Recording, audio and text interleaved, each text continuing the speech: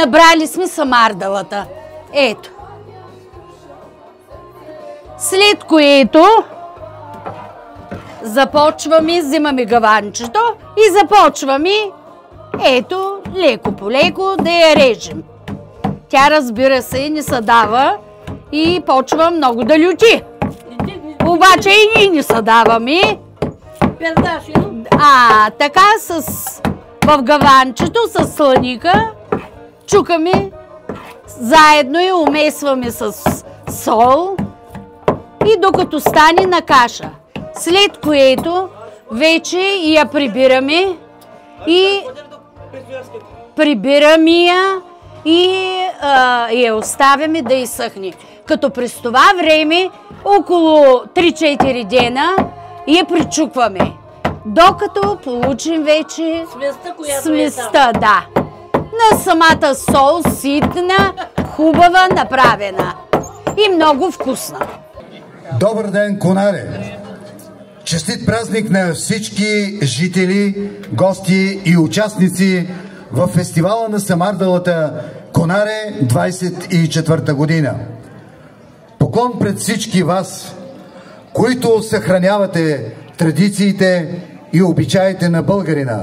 В частност, традициите и обичаите на това китно селце в подножието на Стара планина, село Конаре. Фестивалът на самардалата е пролетен празник, който се провежда ежегодно в село Конаре. Денят се избира спрямо развитието на растението, от което се произвежда популярната ароматна зелена сол.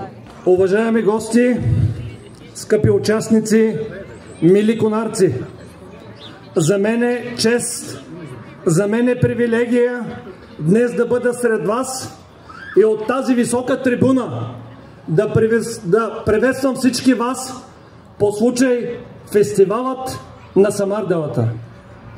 Тази омайна билка, каквото и да кажем за нея, каквито и легенди да разкажем, то винаги ще е малко.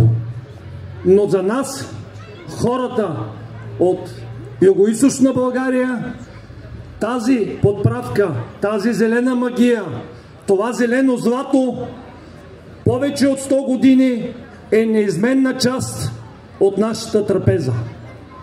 Така че да бъдем здрави, да успяваме да предаваме традициите на следващите поколения. Точно тук, в тези малки населени места, се крие корена на нашето родолюбие, коренът на нашите традиции. Аз съм безкрайно щастлив, че тук живеят хора, които успяват да предават на младите поколения своите традиции.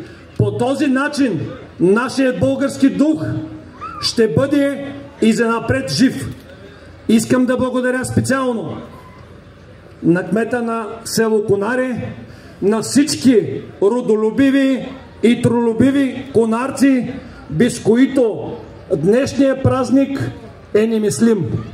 Бъдете здрави, бъдете благословени, бъдете щастливи и нека вече се насладим на нашият празник. Нека да ни е честит. Благодаря на всички и дълбок поклон пред вас.